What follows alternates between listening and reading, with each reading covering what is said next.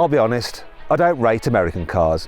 Never have. They're too big, too soft, too cheap inside. Too much theatre and not enough engineering. But this is the new Dodge Charger, and it's the most powerful car in the US of A for under $55,000, which is 44 Great British pounds. And today, I'm going to see if this is the very first American car that I actually really, really like.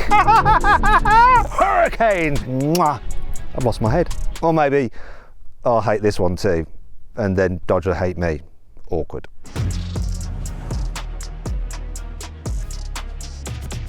Let's kick off with the most American thing ever. This is a family-size coupe with factory-approved tyre destruction. So, go into the menus, hit race options. I go activate line lock. I then put the car into drive, left foot on the brake, press and hold OK to hold front brakes, continue to hold OK, release brake, apply full throttle. What could happen?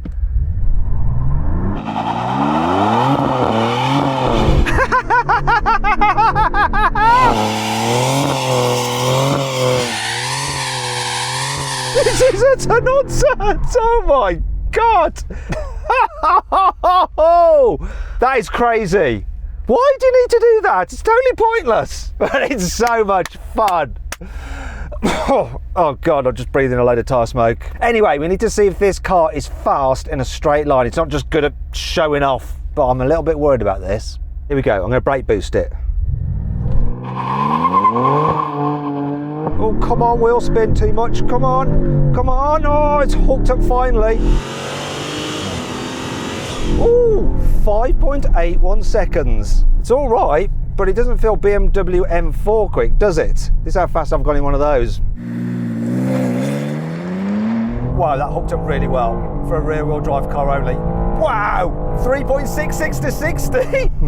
You know what, I've got a little bit of a trick to make this thing go even faster. We'll come to that later. First though, we need to talk about the engine. Now technically, you can get the new Charger with a massive V8. It's a 5.8 litre supercharged with over 1,000 horsepower. It's called the drag pack and it's actually not road legal and only 50 been made, so you're not getting one. This is the 6-pack and it gets Dodge's brand new 3 litre twin turbo straight 6 Hurricane engine. I love the way that the Americans give their engines an actual name, whereas the Germans, they like numbers and letters. Yeah, we have the BMW S58 engine in our M4, whereas Hurricane sounds more powerful and it is more powerful than the German engine. So we've got 558 horsepower, 720 newton meters of torque, 8-speed automatic gearbox and selectable all-wheel drive. Sounds good. No, it really does sound good.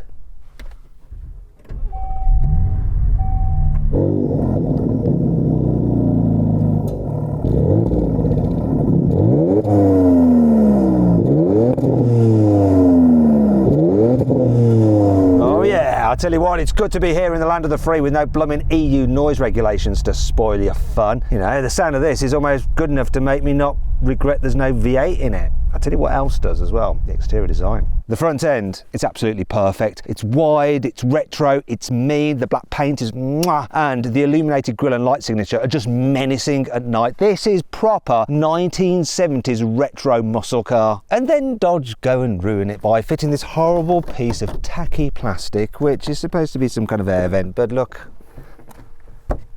it doesn't go anywhere, does it? And then on the side, you've got these tacky B logos. They're a reference to the Scat Pack. It's like a 1960s drag racing thing. But yeah, cool story, bro. I'd take them off, put them straight in the bin. At the back, they've absolutely nailed it. That retro boxy design, the light bar, once again, looks incredible at night. It does just look like the 1970s muscle car, doesn't it? And look, I'm going to use the carwow stick of truth to prove there's no fakery here. We've got real exhaust pipes. If you get the EV version of this, there are no exhaust pipes. More on that later. Overall though, fabulous design. But the question is, can you actually live with this car? Weird on this, the Charger is actually a hatchback. They used to be saloons. But you get 644 litres of space, which is very good, although the space is quite shallow. Now let's demonstrate it by you and me, Lewis. We'll jump into the car.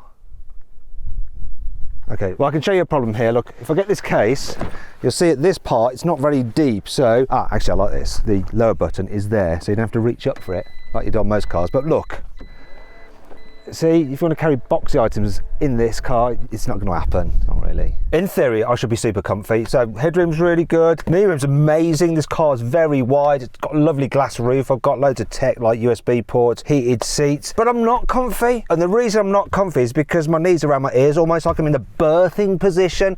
In fact, being sat like this is making me want to take a toilet break. Have we got time? I need to. No. All right. The reason is there's no footwells because this car is meant to take a big battery underneath because it's also sharing its platform with the EV model. So there's no footwells and they haven't put them back in for the internal combustion engine car, which is silly. Hopefully we don't have that same problem in the front. In some ways it's actually worse. If you look down here, you'll see literally no footwell. And so you sit on this with your legs straight out in front of you, a little bit like you're on a deck chair at the beach, and you can never get the seat as low as you want to go. I feel like I'm just too raised up for this kind of car, and it's a shame because in every other way this car is quite practical for a sporty vehicle. So decent cup holders, decent door bins, good storage under here, and the design of it is generally really nice apart from the odd shaped steering wheel, and quality's good as well. It's more European than American. But what about the tech? You know, America's famous for its tech companies, but not so much in their cars. The touchscreen is brilliant, so the graphics are sharp, it's crisp, it's responsive, it's colourful as well. The user interface is one of the best out of any American systems I've ever used. It's quite easy to navigate through all the different functions, and your Android Auto and Apple CarPlay are wireless and very, very easy to use. That is good. What's not so good though, the dials. Now, I'm not entirely sure what Dodge is trying to achieve here. So you've got all these different views, and you cycle through to get to the one that you actually want in a car like this, which is with the rev counter. And then with the rev counter,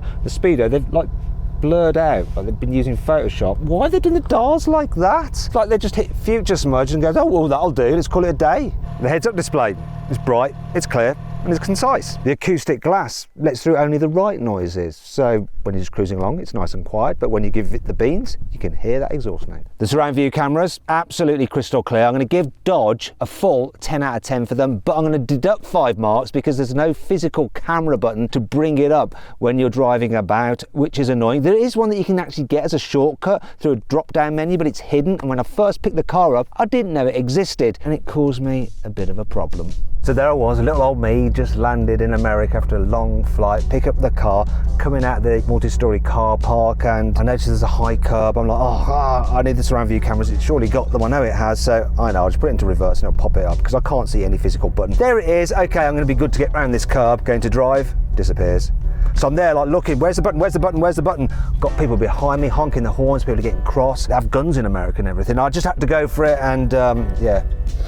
This happened. So I was driving around this high curb, you know, I'm in a foreign country, white car, the steering wheel's on the totally wrong side, and I felt this kind of like step from the rear. I was like, oh no, you know that feeling. You get out, you hope that it's not happened, but then yeah, look, I've curbed the alloy wheel. Brand new Dodge Charger, 20-inch powder coated alloy wheel, and I've done that to it. I'm so sorry, Dodge, please forgive me. Though actually, it's your own fault, design fault with the car, no physical camera button. I'm not paying for that. Anyway, let's stop crawling around in the dirt and go somewhere where this car should actually shine. On a twisty road, the steering feels sharp, it's responsive, it grips, turns in well, the rear differential manages the power, and those 305 section rear tyres just hook up. The suspension as well, it's firm but fair, so when you're tootling about round town or cruising on the highway, it doesn't feel uncomfortable. And then here, when you're cornering hard, it keeps the body nice and flat and gives you confidence. Oh yeah. There is a problem though, you can't hide this car's weight. So it weighs in at 2,185 kilograms, which is a lot. The EV version, that's 2,600 kilograms, though that does have 680 horsepower. This one though, I have to say, when you first put your foot down, it doesn't feel as aggressive or as punchy as a BMW M4, even though it has more torque at 720 Newton meters. That lordy weight just dulls the initial pickup. Also, the gear shifts don't feel quite as brutal or as sharp as the BMWs. Still, once you're going, this thing feels fast. Question is though, can it stop? Hard stop, 60 miles an hour. Here we go. Oh! That didn't feel good. Oh no, 38 meters.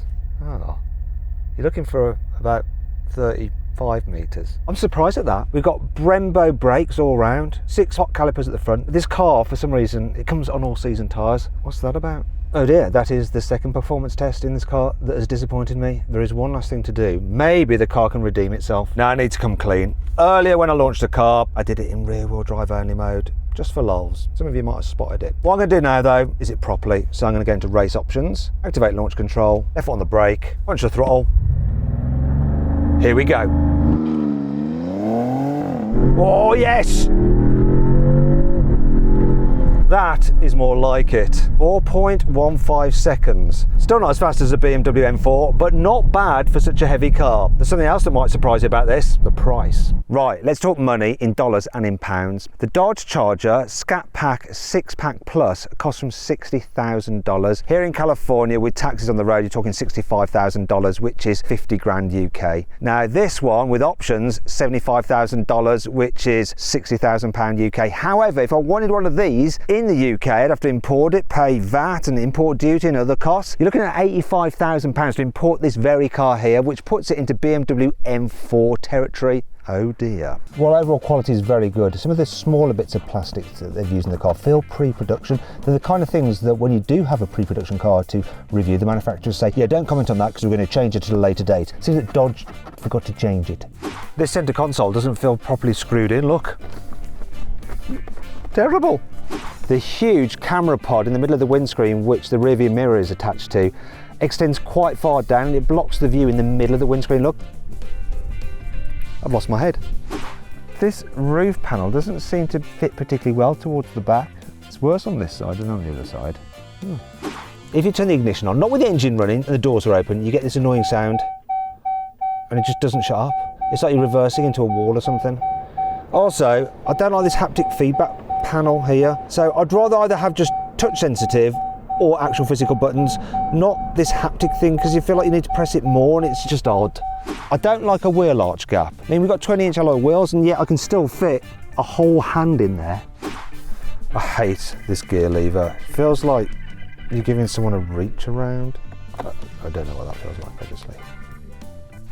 I don't know why Dodge has fitted such a long release tab for the front seats. Look, normally you pull that out to activate them, but with this, you have to go like that. Look, you feel like you're taking the seat for a walk. Hey, hey, hell boy, hell, hey, hey.